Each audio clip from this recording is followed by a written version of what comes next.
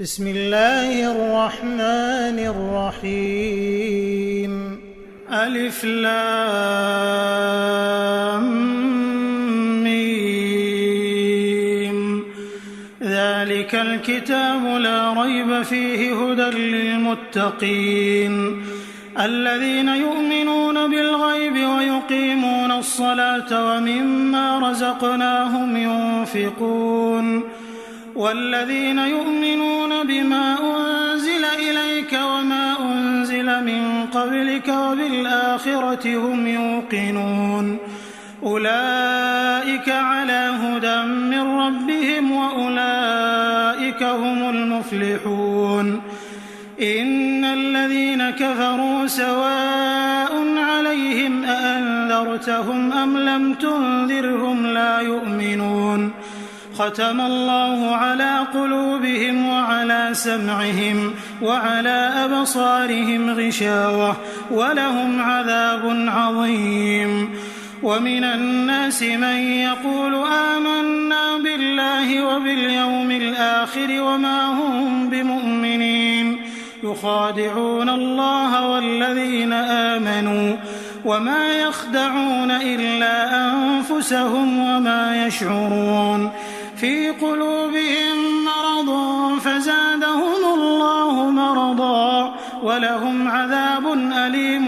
بما كانوا يكذبون وإذا قيل لهم لا تفسدوا في الأرض قالوا إنما نحن مصلحون ألا إنهم هم المفسدون ولكن لا يشعرون وإذا قيل لهم آمنوا كما آمن الناس قالوا أنؤمن كما آمن السفهاء ألا إنهم هم السفهاء ولكن لا يعلمون وإذا لقوا الذين آمنوا قالوا آمنا وإذا خلوا إلى شياطينهم قالوا إنا معكم إنما نحن مستهزئون الله يستهزئ بهم ويمدهم في طغيانهم يعمهون أولئك الذين اشتروا الضلالة بالهدى فما ربحت تجارتهم وما كانوا مهتدين مثلهم كمثل الذي استوقد نارا فلما أضاءت ما حوله ذهب الله بنورهم وتركهم في ظلمات لا يبصرون صم بكم عمي فهم لا يرجعون أو كصيب من السماء فيه ظلمات ورعد وبرق يجعلون أصابعهم في آذانهم من الصواعق حذر الموت والله محيط بالكافرين يكاد البرق يخطف أبصارهم كلما أضاء لهم مشوا فيه وإذا أظلم عليهم قاموا ولو شاء الله لذهب بسمعهم وأبصارهم إن الله على كل شيء قدير يا أيها الناس اعبدوا ربكم الذي خلقكم والذين من قبلكم لعلكم تتقون الذي جعل لكم الأرض فراشا والسماء بناء وأنزل من السماء ماء فأخرج به من الثمرات رزقا لكم فلا تجعلوا لله أندادا وأنتم تعلمون وإن كنتم في ريب مما نزلنا على عبدنا فأتوا بسورة من مثله وادعوا شهداءكم من دون الله إن كنتم صادقين فإن لم تفعلوا ولن تفعلوا فاتقوا النار التي وقودها الناس والحجارة أعدت للكافرين وبشر الذين آمنوا وعملوا الصالحات أن لهم جنات تجري من تحتها الأنهار كلما رزقوا منها من ثمرة رزقا قالوا هذا الذي رزقنا من قبل وأتوا به متشابها ولهم فيها أزواج مطهرة وهم فيها خالدون إن الله لا يستحيي أن يضرب مثلا ما بعوضة فما فوقها فأما الذين آمنوا فيعلمون أنه الحق من ربهم وأما الذين كفروا فيقولون ماذا أراد الله بهذا مثلا يضل به كثيرا ويهدي به كثيرا وما يضل به إلا الفاسقين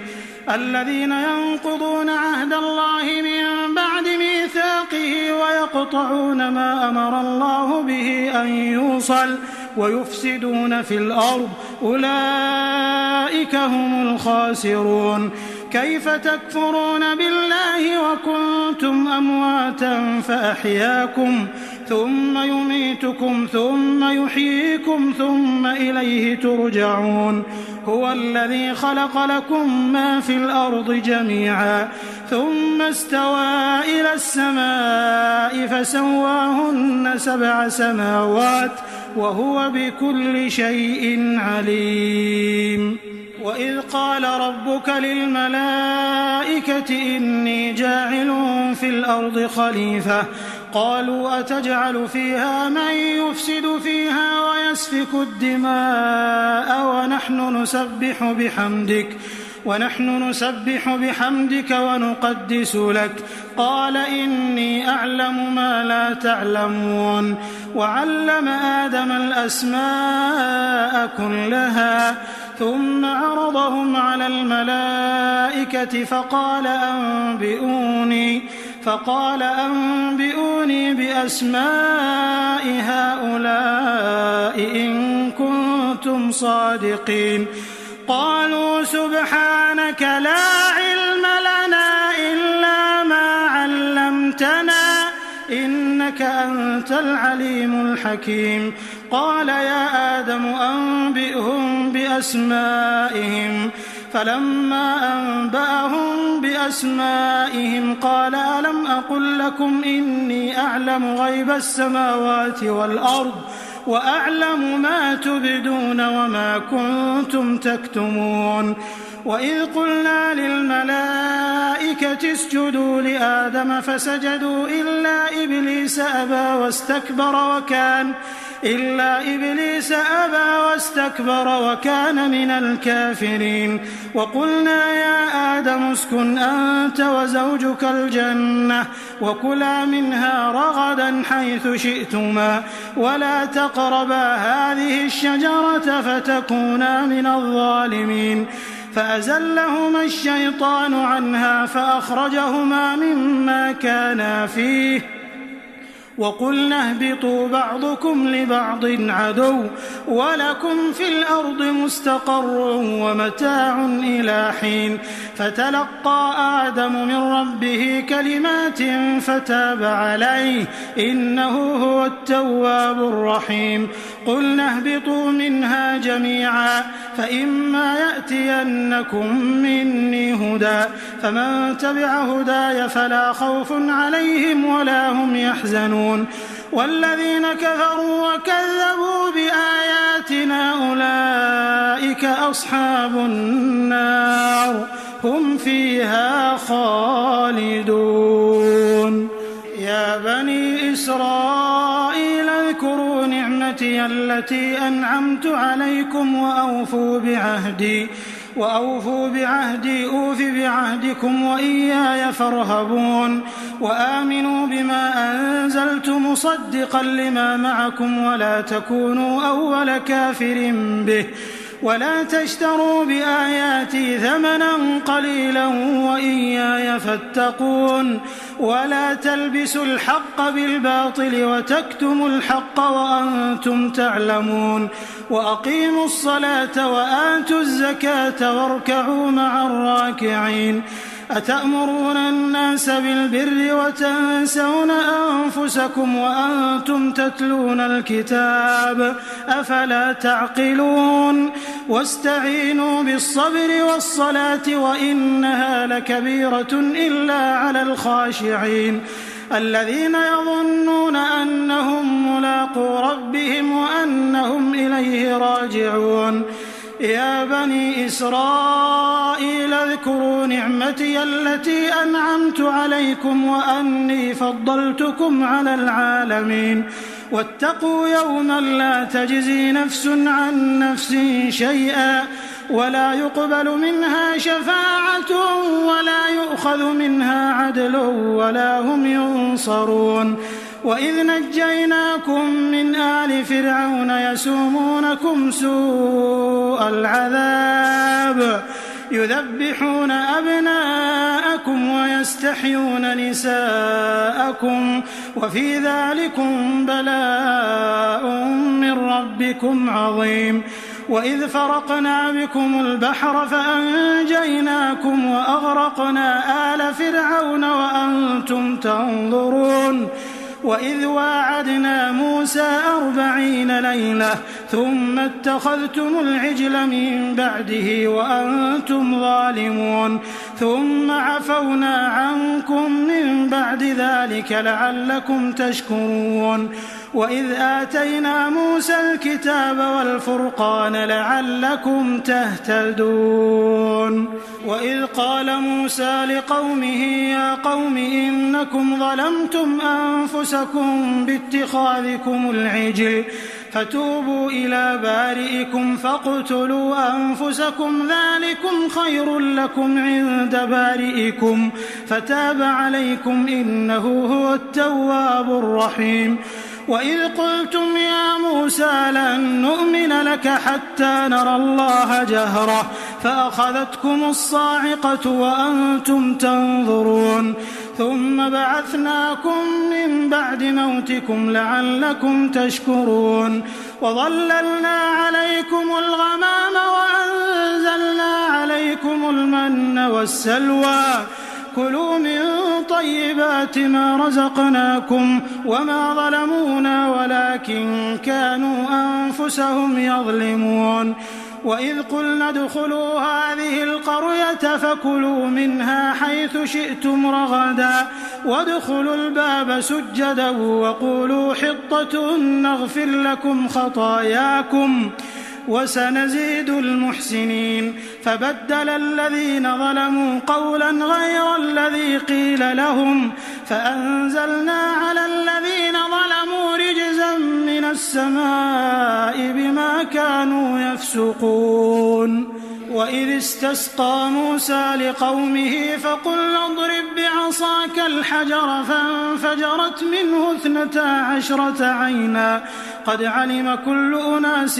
مشربهم كلوا واشربوا من رزق الله ولا تعثوا في الأرض مفسدين وإذ قلتم يا موسى لن نصبر على طعام واحد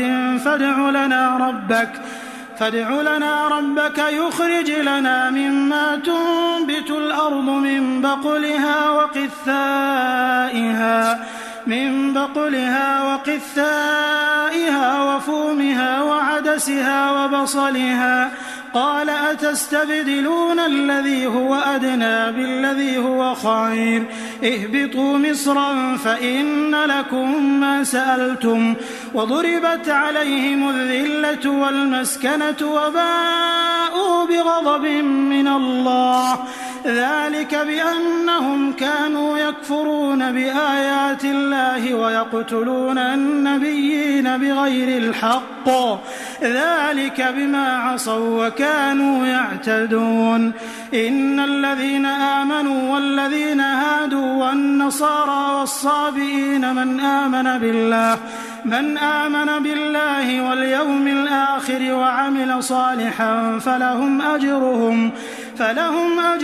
عند ربهم ولا خوف عليهم ولا هم يحزنون وإذ أخذنا ميثاقكم ورفعنا فوقكم الطور خذوا ما آتيناكم بقوة واذكروا ما فيه لعلكم تتقون ثم توليتم من بعد ذلك فلولا فضل الله عليكم ورحمته لكنتم من الخاسرين ولقد علمتم الذين اعتدوا منكم في السبت فقلنا لهم كونوا قردة خاسئين فجعلناها نكالا لما بين يديها وما خلفها وموعظة للمتقين. وإذ قال موسى لقومه إن الله يأمركم أن تذبحوا بقرة قالوا أتتخذنا هزوا قال أعوذ بالله أن أكون من الجاهلين قالوا ادع لنا ربك يبين لنا ما هي قال إنه يقول إنها بقرة لا فارض ولا بكر عوان بين ذلك فافعلوا ما تؤمرون قالوا ادع لنا ربك يبين لنا ما لونها قال إنه يقول إنها بقرة صفراء فاقع لونها تسر الناظرين قالوا ادع لنا ربك يبين لنا ما هي إن البقرة شابه علينا وإنا إن شاء الله لمهتدون قال إنه يقول إنها بقرة لا ذلول تثير الأرض ولا تسقي الحرث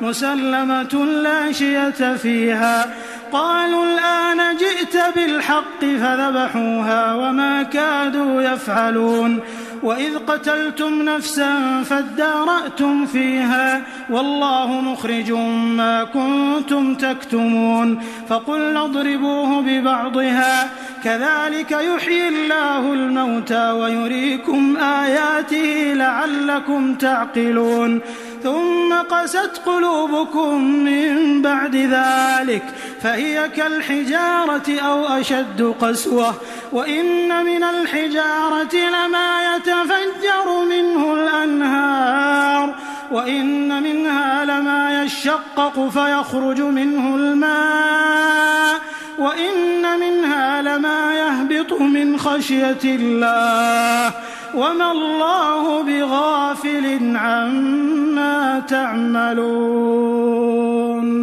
أفتطمعون أن يؤمنوا لكم وقد كان فريق منهم يسمعون كلام الله ثم يحرفونه من بعد ما عقلوه وهم يعلمون وإذا لقوا الذين آمنوا قالوا آمنا وإذا خلا بعضهم إلى بعض قالوا أتحدثونهم بما فتح الله عليكم ليحاجوكم به عند ربكم أفلا تعقلون أولا يعلمون أن الله يعلم ما يسرون وما يعلنون ومنهم أميون لا يعلمون الكتاب إلا أماني وإن هم إلا يظنون فويل للذين يكتبون الكتاب بأيديهم ثم يقولون هذا من عند الله ليشتروا به ثمنا قليلا فويل لهم مما كتبت أيديهم وويل لهم مما يكسبون وقالوا لن تمسنا النار إلا أياما معدودة قل أتخذتم عند الله عهدا فلن يخلف الله عهده أم تقولون على الله ما لا تعلمون بلى من كسب سيئة وأحاطت به خطيئته فأولئك أصحاب النار هم فيها خالدون والذين آمنوا وعملوا الصالحات أولئك أصحاب الجنة هم فيها خالدون وإذ أخذنا ميثاق بني إسرائيل لا تعبدون إلا الله وبالوالدين إحسانا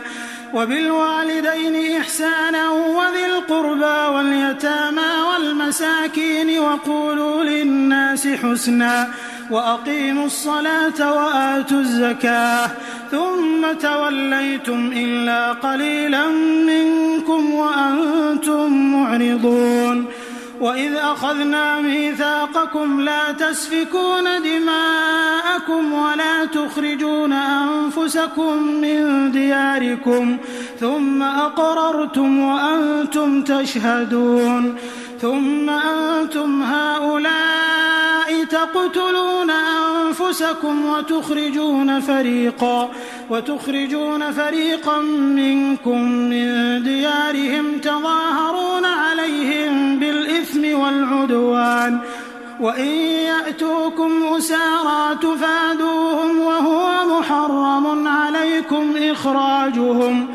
أفتؤمنون ببعض الكتاب وتكفرون ببعض فما جزاء من يفعل ذلك منكم إلا خزي في الحياة الدنيا ويوم القيامة يردون إلى أشد العذاب وما الله بغافل عما تعملون أولئك الذين اشتروا الحياة الدنيا بالآخرة فلا يخفف عنهم العذاب ولا هم ينصرون ولقد آتينا موسى الكتاب وقفينا من بعده بالرسل وآتينا عيسى ابن مريم البينات وأيدناه بروح القدس أفكلما جاءكم رسول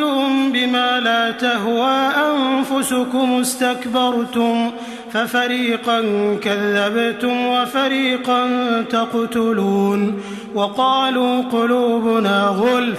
بل لعنهم الله بكفرهم فقليلا ما يؤمنون ولما جاءهم كتاب من عند الله مصدق لما معهم وكانوا من قبل يستفتحون على الذين كفروا فلما جاءهم ما عرفوا كفروا به فلعنة الله على الكافرين بئس ما اشتروا به أنفسهم أن يكفروا بما أنزل الله بغيا أن ينزل الله من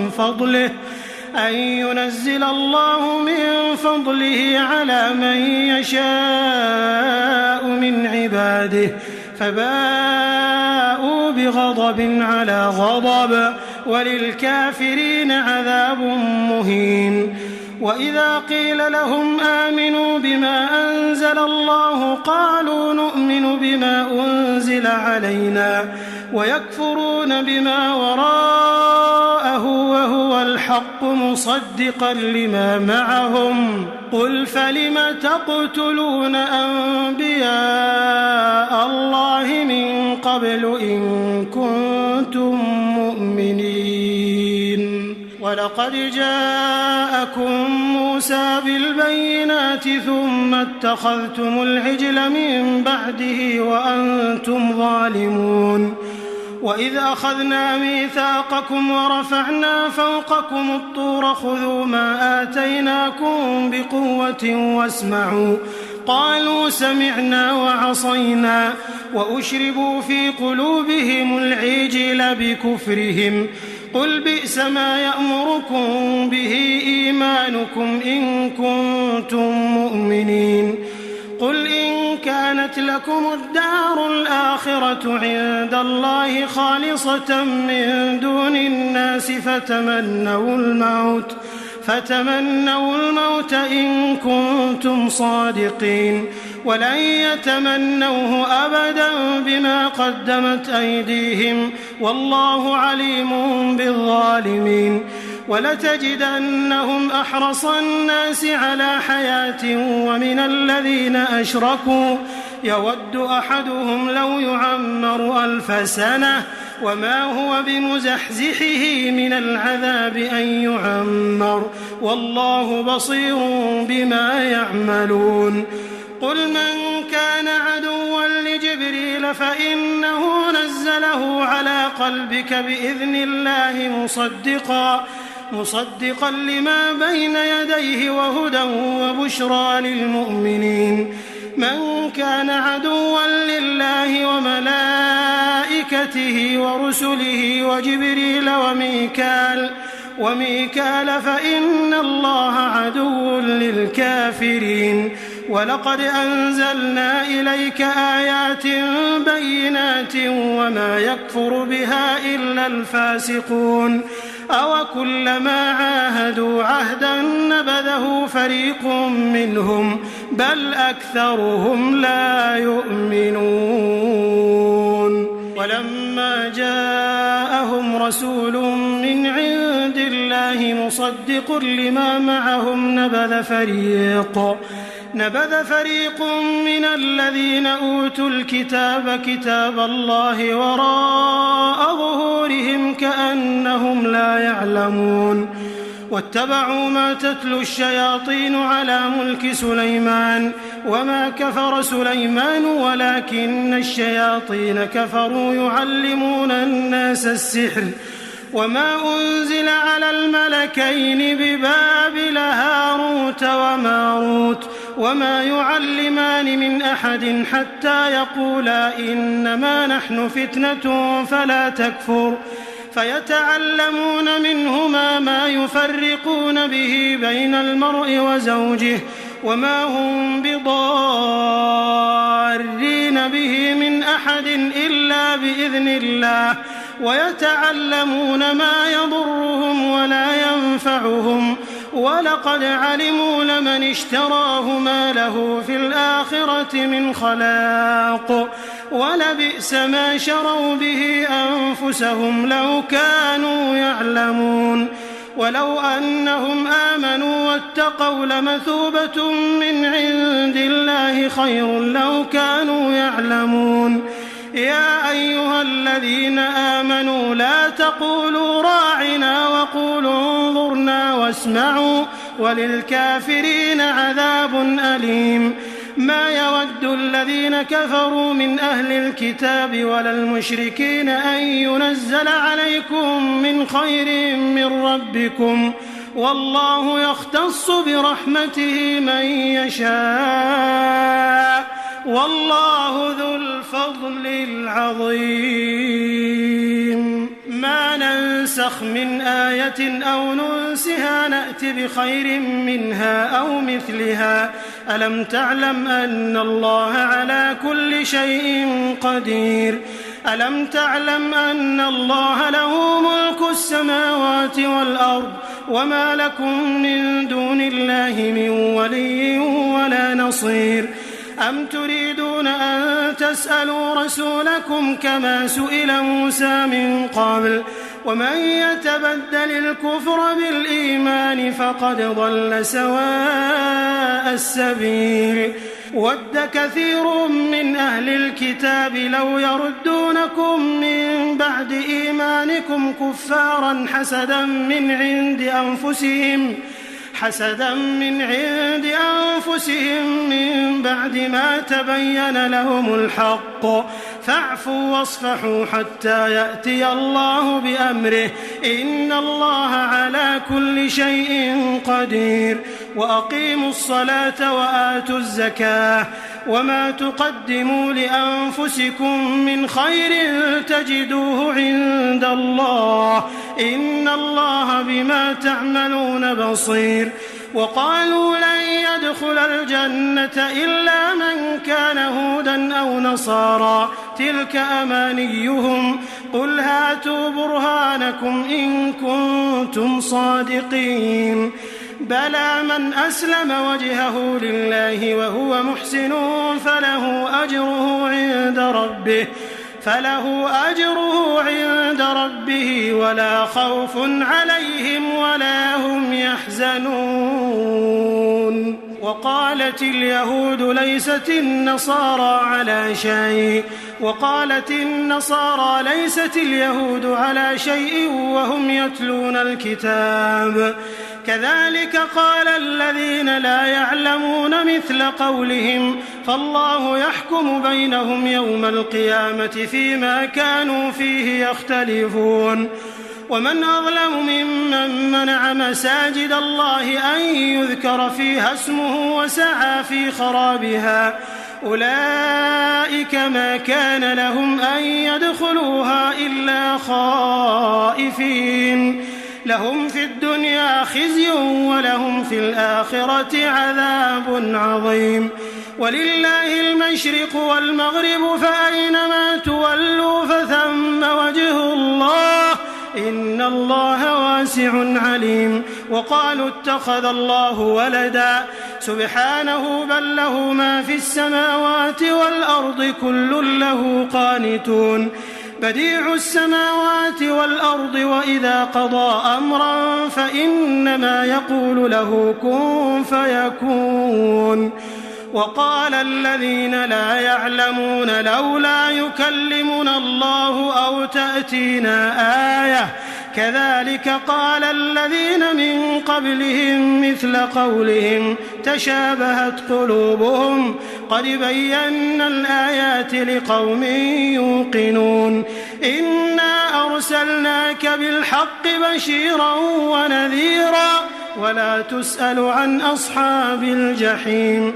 ولن ترضى عنك اليهود ولا النصارى حتى تتبع ملتهم قل إن هدى الله هو الهدى ولئن اتبعت أهواءهم بعد الذي جاءك من العلم ما لك من الله من ولي ولا نصير الذين آتيناهم الكتاب يتلونه حق تلاوته أولئك يؤمنون به ومن يكفر به فأولئك هم الخاسرون يا بني إسرائيل اذكروا نعمتي التي أنعمت عليكم وأني فضلتكم على العالمين واتقوا يوما لا تجزي نفس عن نفس شيئا ولا يقبل منها عدل ولا تنفعها شفاعة ولا هم ينصرون وإذ ابتلى إبراهيم ربه بكلمات فأتمهم قال إني جاعلك للناس إماما قال ومن ذريتي قال لا ينال عهد الظالمين وإذ جعلنا البيت مثابة للناس وأمنا واتخذوا من مقام إبراهيم مصلى وعهدنا إلى إبراهيم وإسماعيل أن طهرا بيتي للطائفين والعاكفين والركع السجود وإذ قال إبراهيم رب اجعل هذا بلدا آمنا وارزق أهله من الثمرات من آمن منهم بالله واليوم الآخر قال ومن كفر فأمتعه قليلا ثم أضطره إلى عذاب النار وبئس المصير وإذ يرفع إبراهيم القواعد من البيت وإسماعيل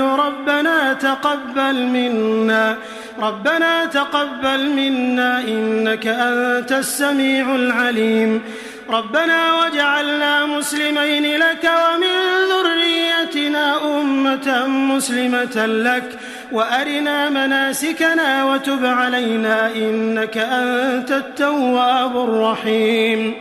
ربنا وابعث فيهم رسولا منهم يتلو عليهم آياتك ويعلمهم الكتاب والحكمة ويزكيهم إنك أنت العزيز الحكيم ومن يرغب عن ملة إبراهيم إلا من سفه نفسه ولقد اصطفيناه في الدنيا وإنه في الآخرة لمن الصالحين إذ قال له ربه أسلم قال أسلمت لرب العالمين ووصى بها إبراهيم بنيه ويعقوب يا بني إن الله اصطفى لكم الدين فلا تموتن إلا وأنتم مسلمون أم كنتم شهداء إذ حضر يعقوب الموت إذ قال لبنيه ما تعبدون من بعدي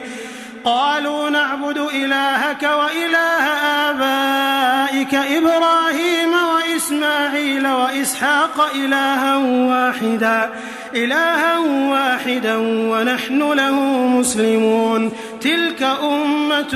قد خلت لها ما كسبت ولكم ما كسبتم ولا تسألون عما كانوا يعملون وقالوا كونوا هودا أو نصارى تهتدوا قل بل ملة إبراهيم حنيفا وما كان من المشركين قولوا آمنا بالله وما أنزل إلينا وما أنزل إلى إبراهيم وإسماعيل وإسحاق ويعقوب والأسباط وما أوتي موسى وعيسى وما أوتي النبيون من ربهم لا نفرق بين أحد منهم ونحن له مسلمون فإن آمنوا بمثل ما آمنتم به فقد اهتدوا وإن تولوا فإنما هم في شقاق فسيكفيكهم الله وهو السميع العليم صبغة الله ومن أحسن من الله صبغة ونحن له عابدون قل أتحاجوننا في الله وهو ربنا وربكم ولنا أعمالنا ولكم أعمالكم ونحن له مخلصون أم تقولون إن إبراهيم وإسماعيل وإسحاق ويعقوب والأسباط كانوا هودا أو نصارى قل أأنتم أعلم أم الله ومن أظلم ممن كتم شهادة عنده من الله وما الله بغافل عما تعملون تلك أمة قد خلت لها ما كسبت ولكم ما كسبتم ولا تسألون عما كانوا يعملون سيقول السفهاء من الناس ما ولاهم عن قبلتهم التي كانوا عليها قل لله المشرق والمغرب يهدي من يشاء إلى صراط مستقيم وكذلك جعلناكم أمة وسطا لتكونوا شهداء على الناس ويكون الرسول عليكم شهيدا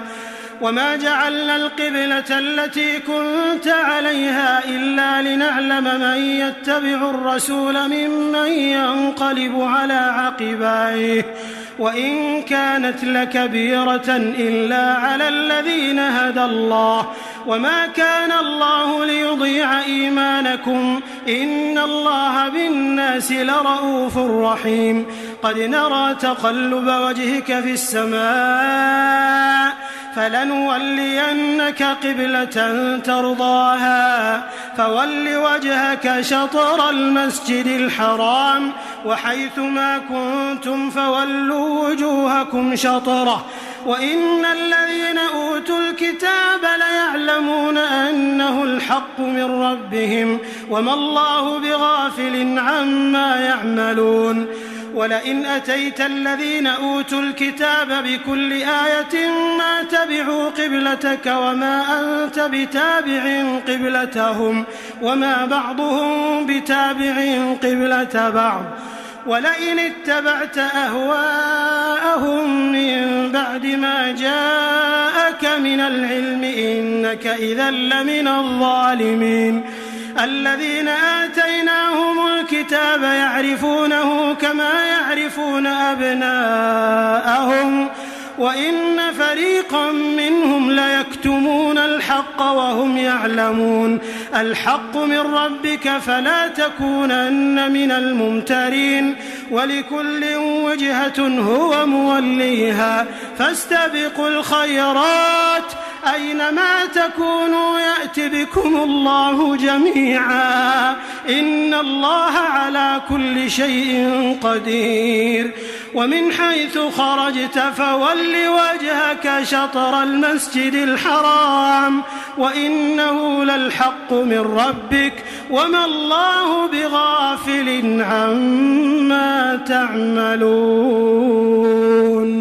ومن حيث خرجت فول وجهك شطر المسجد الحرام وحيث ما كنتم فولوا وجوهكم شطره لئلا يكون للناس عليكم حجة إلا الذين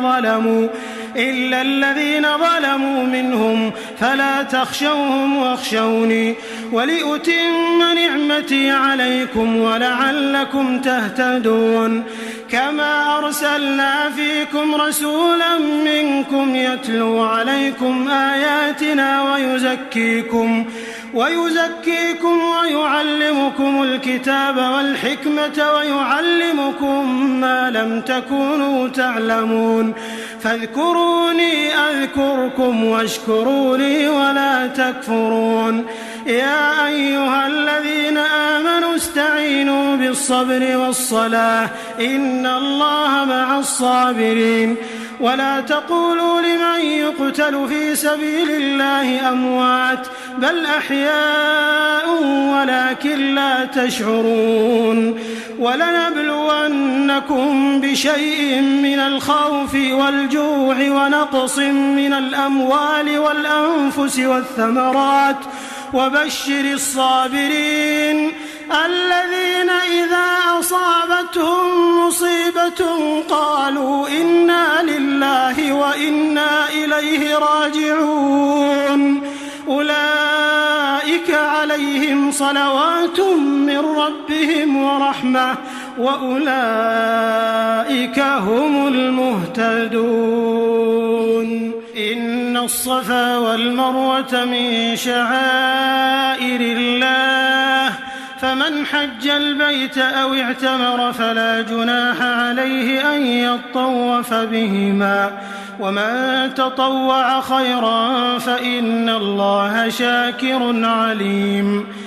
إن الذين يكتمون ما أنزلنا من البينات والهدى من بعد ما بيناه للناس في الكتاب أولئك يلعنهم الله ويلعنهم اللاعنون إلا الذين تابوا وأصلحوا وبينوا فأولئك أتوب عليهم وأنا التواب الرحيم إن الذين كفروا وماتوا وهم كفار أولئك عليهم لعنة الله والملائكة والناس أجمعين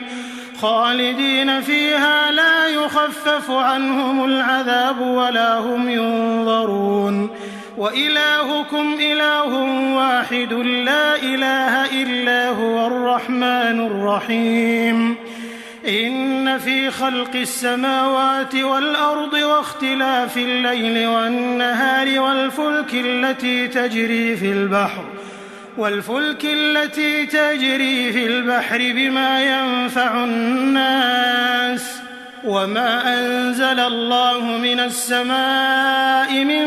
ماء فأحيا به الأرض بعد موتها وبث فيها من كل دابة وتصريف الرياح والسحاب المسخر بين السماء والأرض لآيات لقوم يعقلون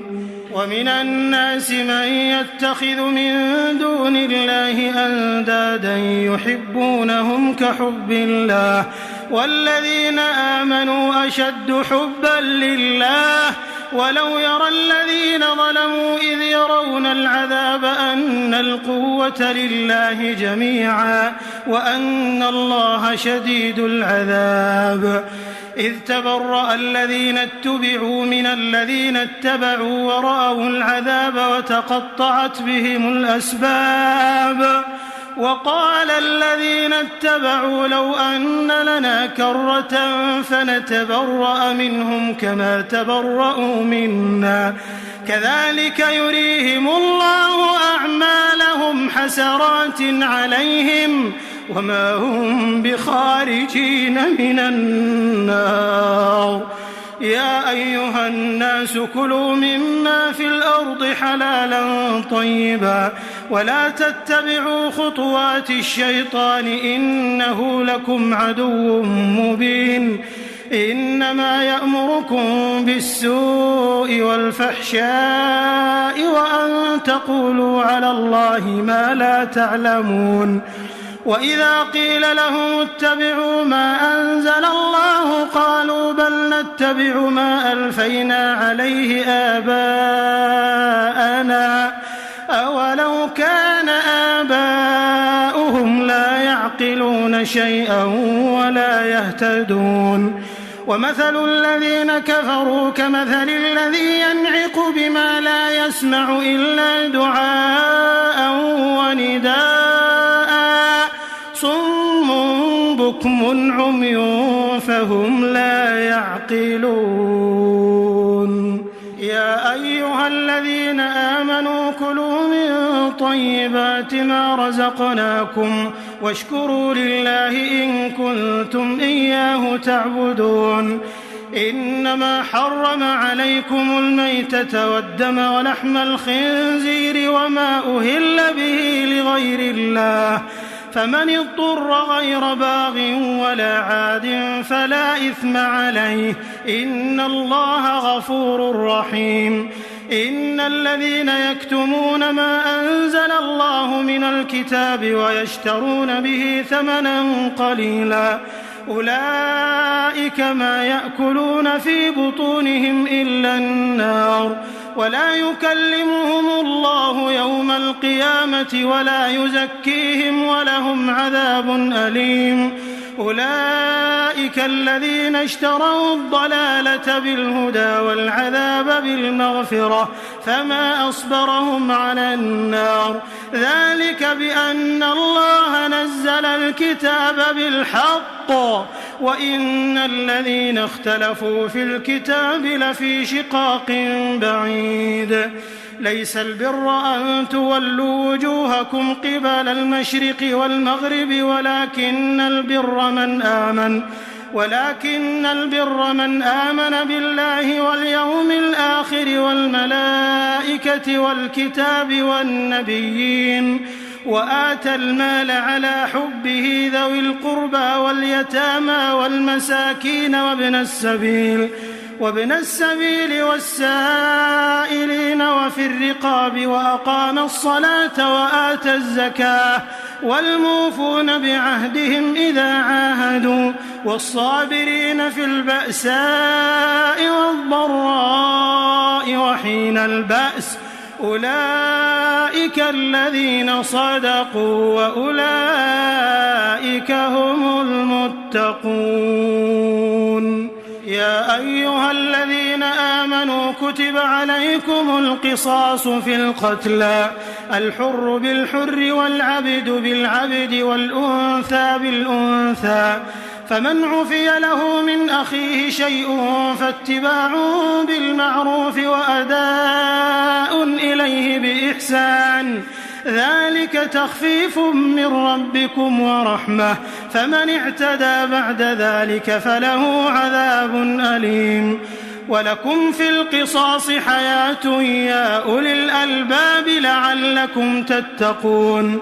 كتب عليكم إذا حضر أحدكم الموت إن ترك خيرا الوصية للوالدين والأقربين بالمعروف حقا على المتقين فمن بدله بعدما سمعه فإنما إثمه على الذين يبدلونه إن الله سميع عليم. فمن خاف من موص جنفا أو إثما فأصلح بينهم فلا إثم عليه إن الله غفور رحيم.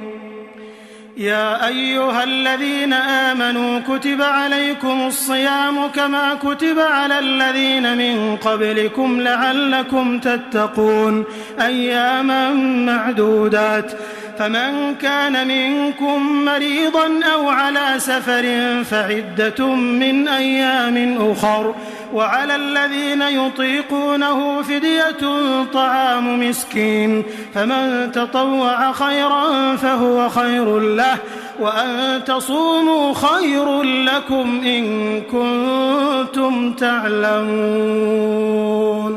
شهر رمضان الذي أنزل فيه القرآن هدى للناس وبينات من الهدى والفرقان فمن شهد منكم الشهر فليصم ومن كان مريضا أو على سفر فعدة من أيام أخر يريد الله بكم اليسر ولا يريد بكم العسر ولتكملوا العدة ولتكبروا الله على ما هداكم ولعلكم تشكرون وإذا سألك عبادي عني فإني قريب أجيب دعوة الداع إذا دعان فليستجيبوا لي وليؤمنوا بي لعلهم يرشدون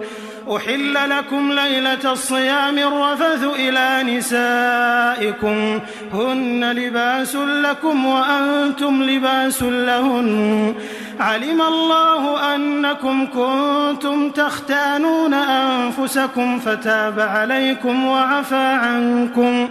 فالآن باشروهن وابتغوا ما كتب الله لكم وكلوا واشربوا حتى يتبين لكم الخيط الأبيض من الخيط الأسود من الفجر ثم أتموا الصيام إلى الليل ولا تباشروهن وأنتم عاكفون في المساجد تلك حدود الله فلا تقربوها كذلك يبين الله آياته للناس لعلهم يتقون ولا تأكلوا أموالكم بينكم بالباطل وتدلوا بها إلى الحكام لتأكلوا فريقا من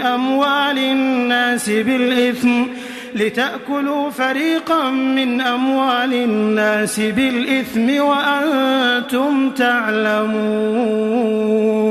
يسألونك عن الأهلة قل هي مواقيت للناس والحج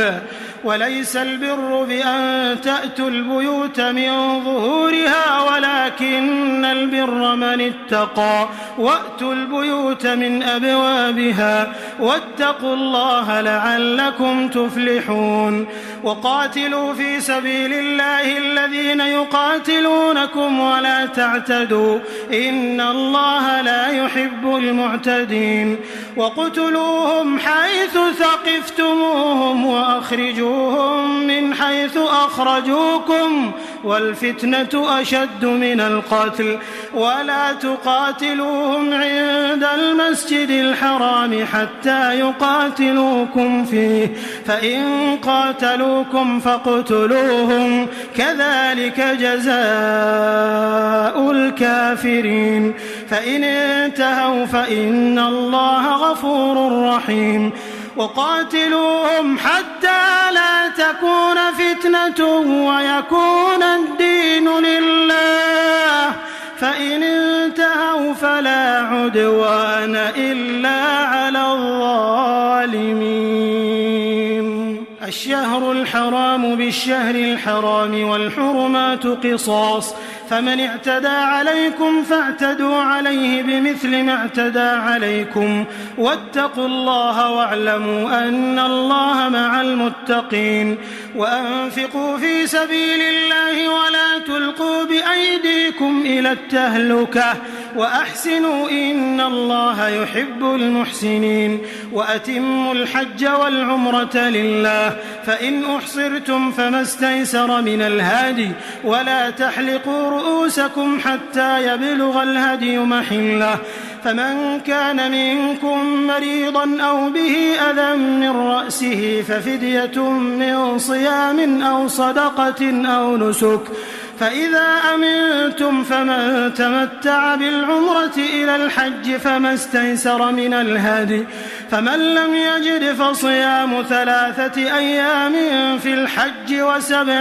إذا رجعتم، تلك 10 كاملة، ذلك لمن لم يكن أهله حاضر المسجد الحرام. واتقوا الله واعلموا أن الله شديد العقاب. الحج أشهر معلومات، فمن فرض فيهن الحج فلا رفث ولا فسوق ولا جدال في الحج، وما تفعلوا من خير يعلمه الله، وتزودوا فإن خير الزاد التقوى، واتقون يا أولي الألباب. ليس عليكم جناح أن تبتغوا فضلا من ربكم، فإذا أفضتم من عرفات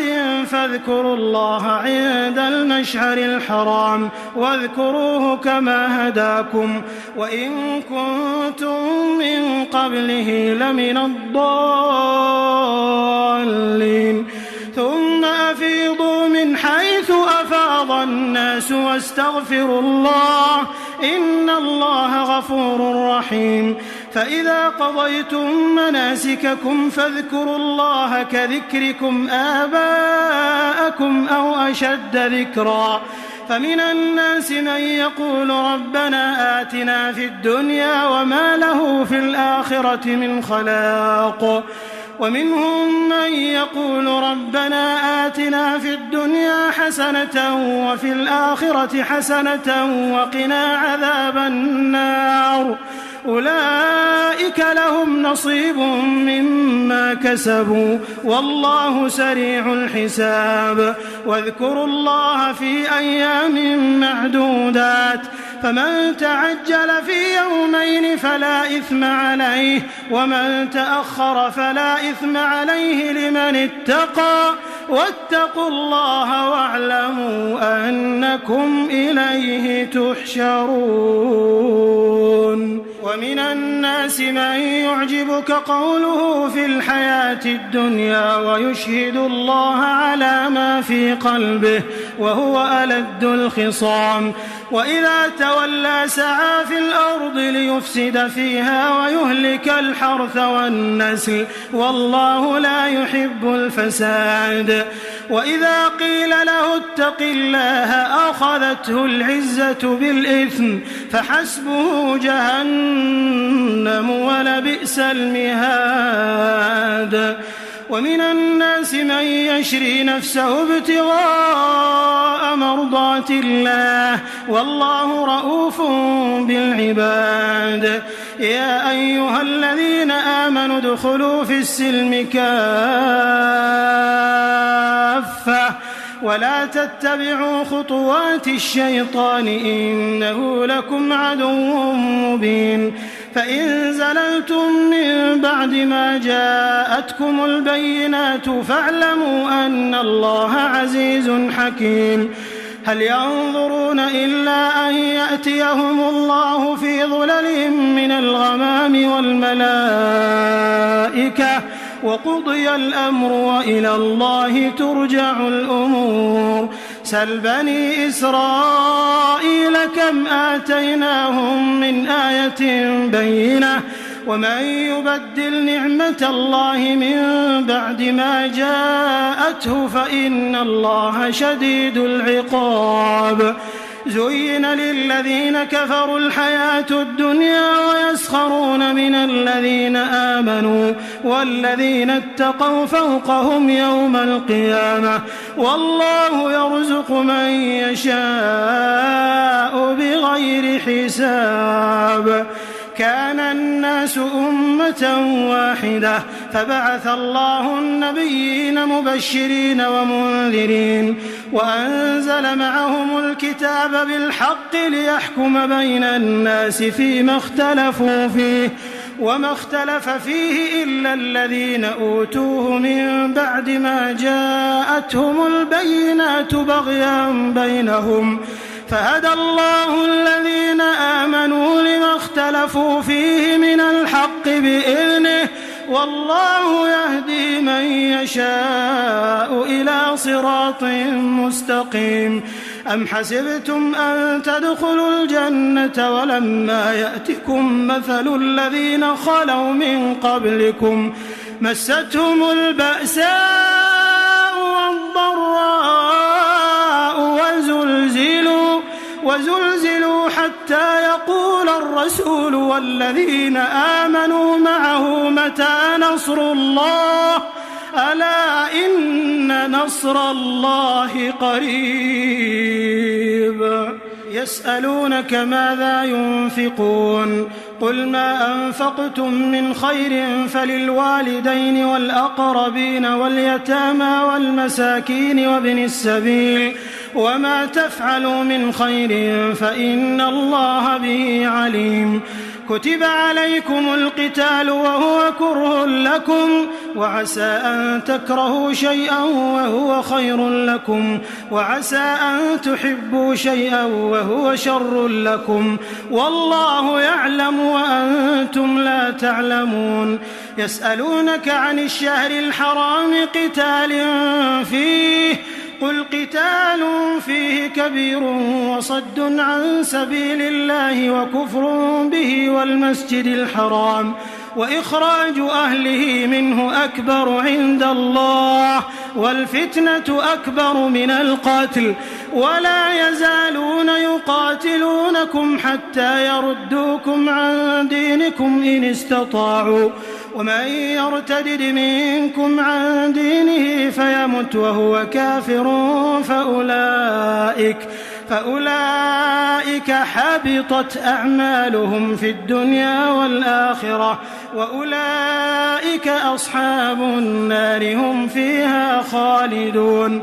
إن الذين آمنوا والذين هاجروا وجاهدوا في سبيل الله أولئك يرجون رحمة الله والله غفور رحيم. يسألونك عن الخمر والميسر قل فيهما إثم كبير ومنافع للناس وإثمهما أكبر من نفعهما ويسألونك ماذا ينفقون قل العفو كذلك يبين الله لكم الآيات لعلكم تتفكرون في الدنيا والآخرة. ويسألونك عن اليتامى قل إصلاح لهم خير وإن تخالطوهم فإخوانكم والله يعلم المفسد من المصلح ولو شاء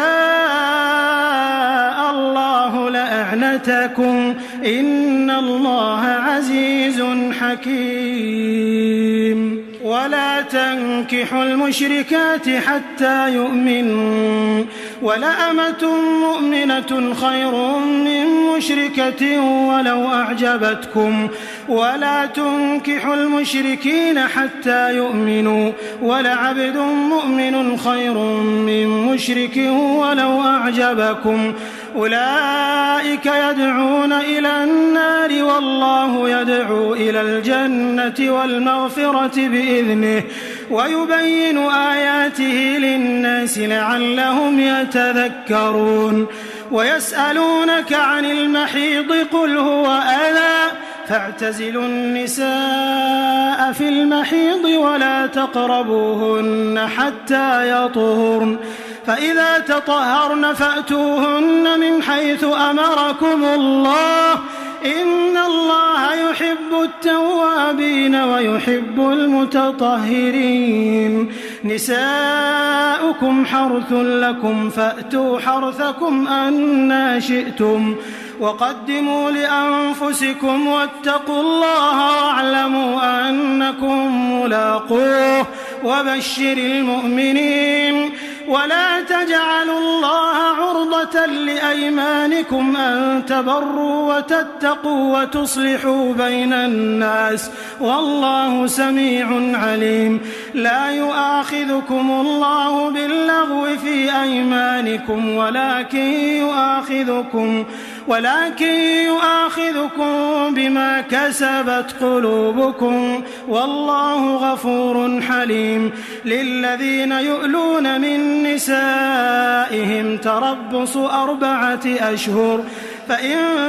فاءوا فإن الله غفور رحيم وإن عزموا الطلاق فإن الله سميع عليم. والمطلقات يتربصن بأنفسهن 3 قروء ولا يحل لهن أن يكتمن ما خلق الله في أرحامهن إن كن يؤمن بالله واليوم الآخر وبعولتهن أحق بردهن في ذلك إن أرادوا إصلاحا ولهن مثل الذي عليهن بالمعروف وللرجال عليهن درجة والله عزيز حكيم. الطلاق 2 فإمساك بمعروف أو تسريح بإحسان ولا يحل لكم أن تأخذوا مما آتيتموهن شيئا إلا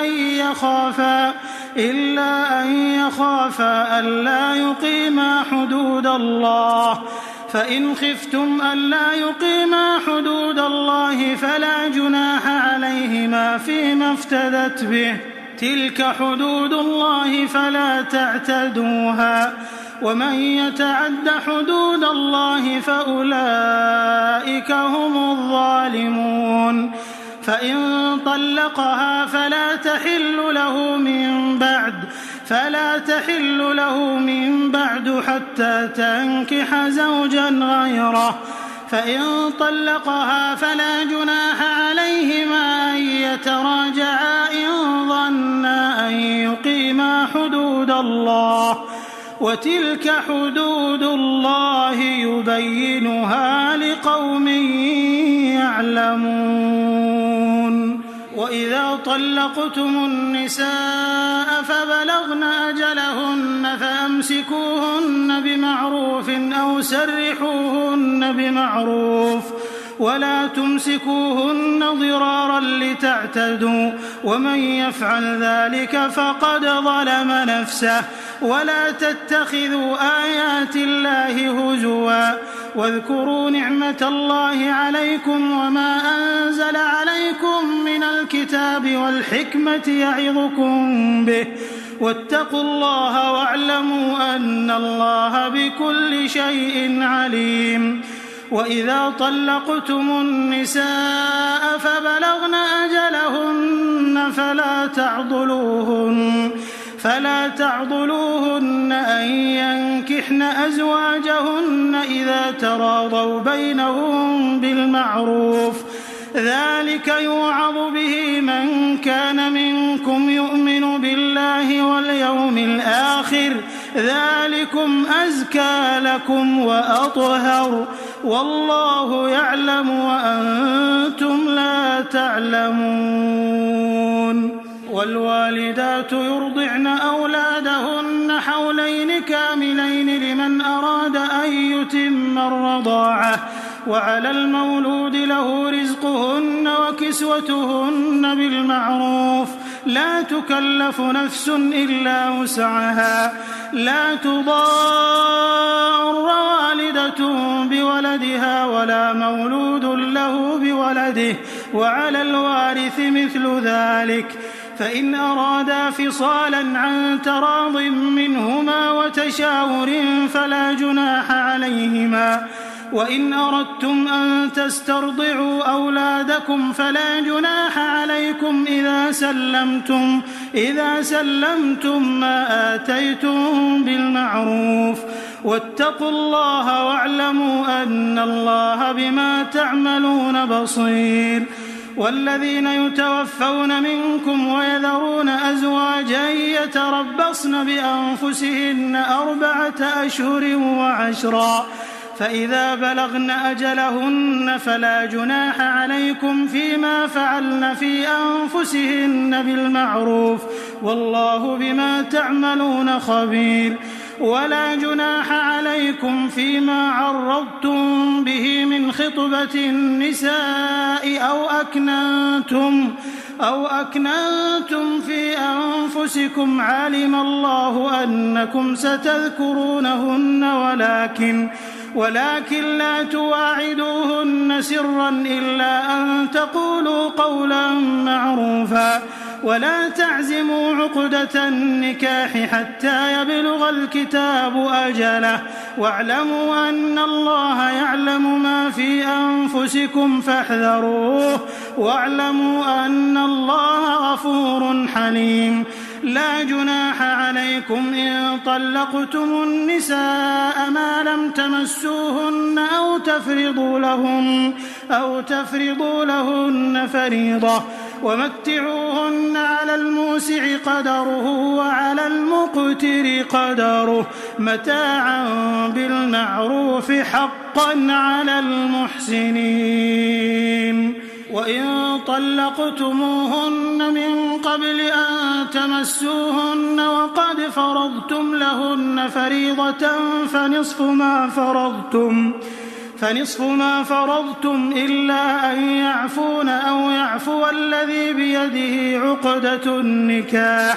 وأن تعفوا أقرب للتقوى ولا تنسوا الفضل بينكم إن الله بما تعملون بصير. حافظوا على الصلوات والصلاة الوسطى وقوموا لله قانتين. فإن خفتم فرجالا أو ركبانا فإذا أمنتم فاذكروا الله كما علمكم ما لم تكونوا تعلمون.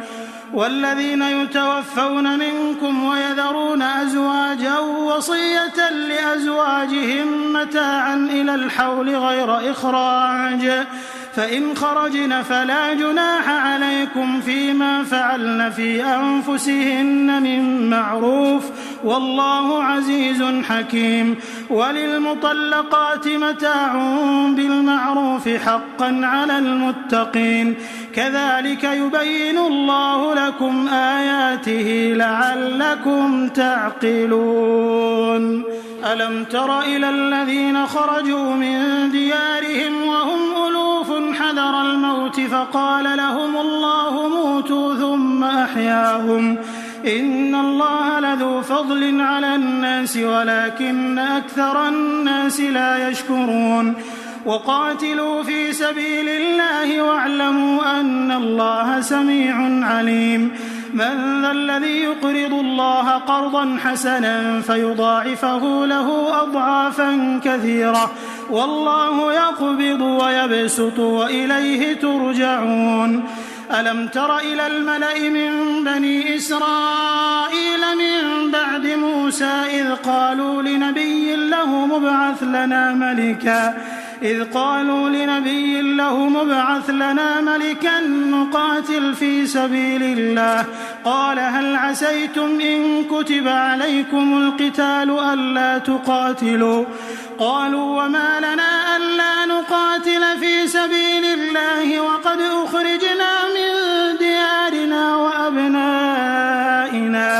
فلما كتب عليهم القتال تولوا إلا قليلا منهم والله عليم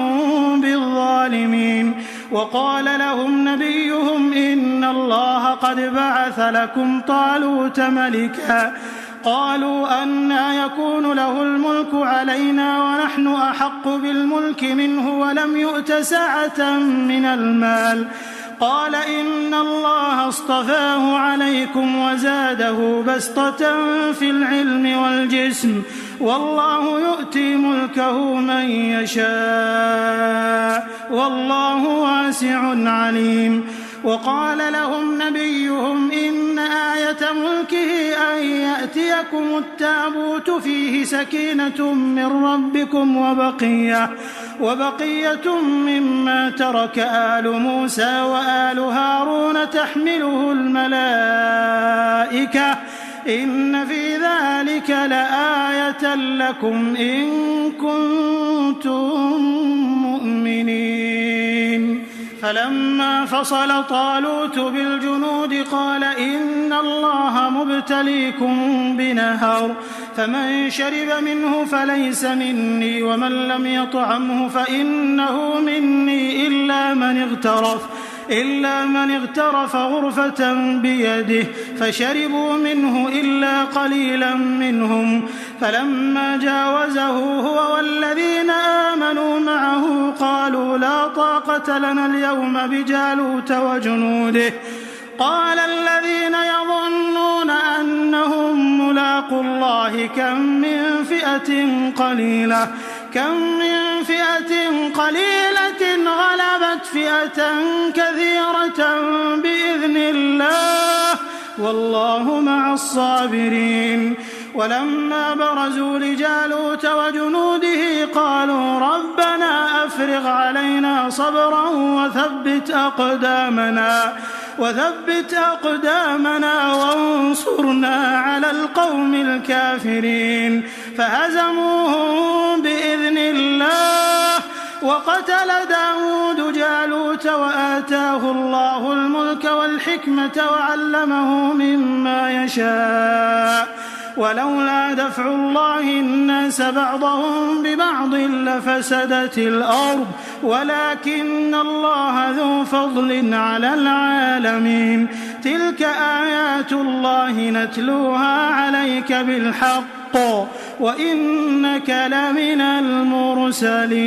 المرسلين. تلك الرسل فضلنا بعضهم على بعض منهم من كلم الله ورفع بعضهم درجات وآتينا عيسى ابن مريم البينات وأيدناه بروح القدس. ولو شاء الله ما اقتتل الذين من بعدهم من بعد ما جاءتهم البينات ولكن اختلفوا فمنهم من آمن ومنهم من كفر. ولو شاء الله ما اقتتلوا ولكن الله يفعل ما يريد. يا أيها الذين آمنوا أنفقوا مما رزقناكم من قبل أن يأتي يوم لا بيع فيه ولا خلة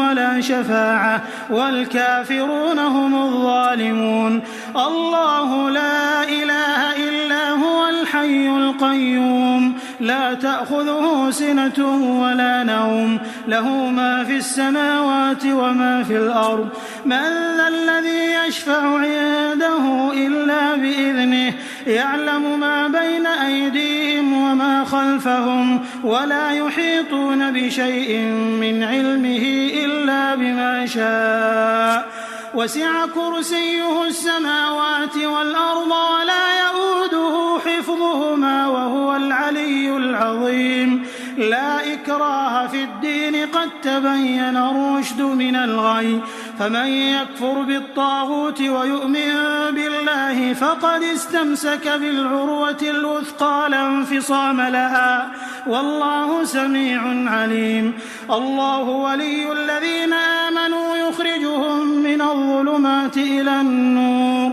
والذين كفروا أولياؤهم الطاغوت يخرجونهم من النور إلى الظلمات أولئك أصحاب النار هم فيها خالدون. ألم تر إلى الذي حاج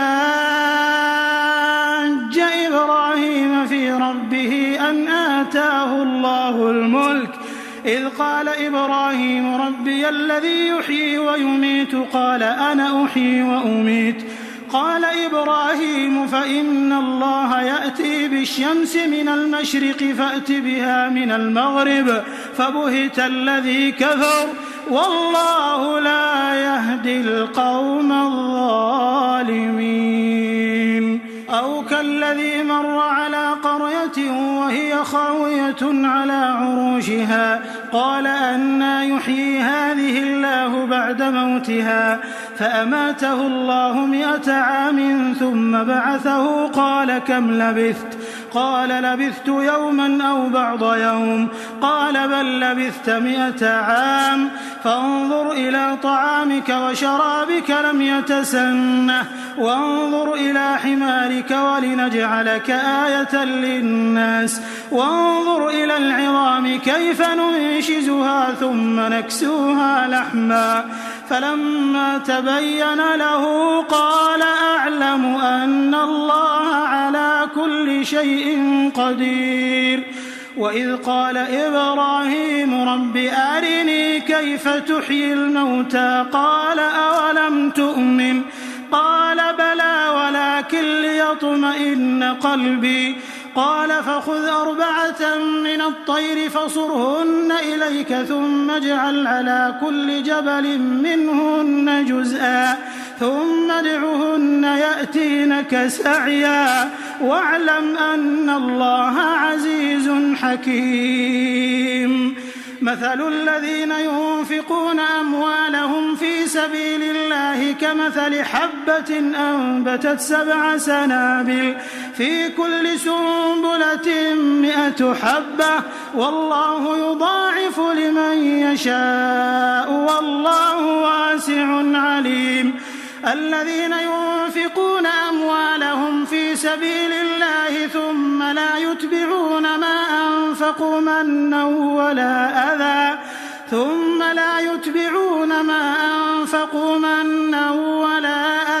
لهم أجرهم عند ربهم ولا خوف عليهم ولا هم يحزنون قول معروف ومغفرة خير من صدقة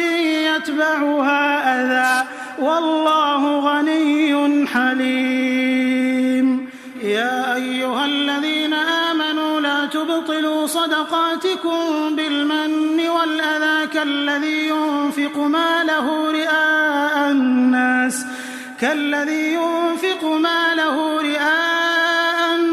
ولا يؤمن بالله واليوم الآخر فمثله كمثل صفوان عليه تراب فأصابه وابل فتركه صلدا لا يقدرون على شيء مما كسبوا والله لا يهدي القوم الكافرين ومثل الذين ينفقون أموالهم ابتغاء مرضات الله وتثبيتا من أنفسهم كمثل جنة بربوة أصابها وابل فآتت أكلها ضعفين فإن لم يصبها وابل فطل والله بما تعملون بصير أيود أحدكم أن تكون له جنة من نخيل وأعناب تجري من تحتها الأنهار له فيها من كل الثمرات وأصابه الكبر وله ذرية ضعفاء فأصابها إعصار فيه نار فاحترقت كذلك يبين الله لكم الآيات لعلكم تتفكرون يا أيها الذين آمنوا أنفقوا من طيبات ما كسبتم ومما أخرجنا لكم من الأرض ولا تيمموا الخبيث منه تنفقون ولستم بآخذيه إلا أن تغمضوا فيه واعلموا أن الله غني حميد الشيطان يعدكم الفقر ويأمركم بالفحشاء والله يعدكم مغفرة منه وفضلا والله واسع عليم يؤتي الحكمة من يشاء ومن يؤت الحكمة فقد أوتي خيرا كثيرا وما يذكر إلا أولو الألباب وما أنفقتم من نفقة أو نذرتم من نذر فإن الله يعلمه وما للظالمين من أنصار إن تبدوا الصدقات فنعما هي وإن تخفوها وتؤتوها الفقراء فهو خير لكم ويكفر عنكم من سيئاتكم والله بما تعملون خبير.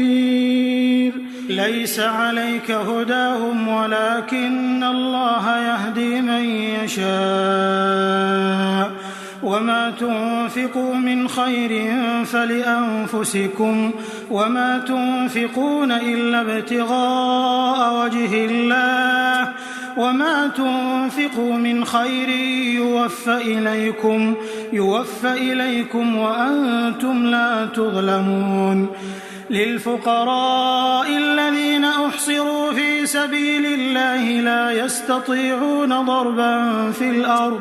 يحسبهم الجاهل أغنياء من التعفف تعرفهم بسيماهم لا يسألون الناس إلحافا وما تنفقوا من خير فإن الله به عليم. الذين ينفقون أموالهم بالليل والنهار سرا وعلانية فلهم أجرهم عند ربهم ولا خوف عليهم ولا هم يحزنون. الذين يأكلون الربا لا يقومون إلا كما يقوم الذي يتخبطه الشيطان من المس ذلك بأنهم قالوا إنما البيع مثل الربا وأحل الله البيع وحرم الربا فمن جاءه موعظة من ربه فانتهى فله ما سلف وأمره إلى الله ومن عاد فأولئك أصحاب النار هم فيها خالدون. يمحق الله الربا ويربي الصدقات والله لا يحب كل كفار أثيم. إن الذين آمنوا وعملوا الصالحات وأقاموا الصلاة وآتوا الزكاة لهم أجرهم عند ربهم ولا خوف عليهم ولا هم يحزنون. يا أيها الذين آمنوا اتقوا الله وذروا ما بقي من الربا إن كنتم مؤمنين فإن لم تفعلوا فأذنوا بحرب من الله ورسوله وإن تبتم فلكم رؤوس أموالكم لا تظلمون ولا تظلمون. وإن كان ذو عسرة فنظرة إلى ميسرة وأن تصدقوا خير لكم إن كنتم تعلمون. واتقوا يوما ترجعون فيه إلى الله ثم توفى كل نفس ما كسبت وهم لا يظلمون. يا أيها الذين آمنوا إذا تداينتم بدين إلى أجل مسمى فاكتبوه وليكتب بينكم كاتب بالعدل ولا يأب كاتب أن يكتب كما علمه الله فليكتب وليملل الذي عليه الحق وليتق الله ربه ولا يبخس منه شيئا فإن كان الذي عليه الحق سفيها أو ضعيفا أو لا يستطيع أن يمل هو فليملل وليه بالعدل واستشهدوا شهيدين من رجالكم فإن لم يكونا رجلين فرجل وامرأتان ممن ترضون من الشهداء أن تضل إحداهما فتذكر إحداهما الأخرى ولا يأبى الشهداء إذا ما دعوا ولا تسأموا أن تكتبوه صغيرا أو كبيرا إلى أجله ذلكم أقسط عند الله وأقوم للشهادة وأدنى ألا ترتابوا إلا أن تكون تجارة حاضرة تديرونها بينكم فليس عليكم جناح ألا تكتبوها وأشهدوا إذا تبايعتم ولا يضار كاتب ولا شهيد وإن تفعلوا فإنه فسوق بكم واتقوا الله ويعلمكم الله والله بكل شيء عليم. وإن كنتم على سفر ولم تجدوا كاتبا فرهان مقبوضة فإن أمن بعضكم بعضا فليؤد الذي ائتمن أمانته وليتق الله ربه ولا تكتموا الشهادة ومن يكتمها فإنه آثم قلبه والله بما تعملون عليم. لله ما في السماوات وما في الأرض وإن تبدوا ما في أنفسكم أو تخفوه يحاسبكم به الله فيغفر لمن يشاء ويعذب من يشاء والله على كل شيء قدير. آمن الرسول بما أنزل إليه من ربه والمؤمنون كل آمن بالله وملائكته وكتبه ورسله لا نفرق بين أحد من رسله وقالوا سمعنا وأطعنا غفرانك ربنا وإليك المصير.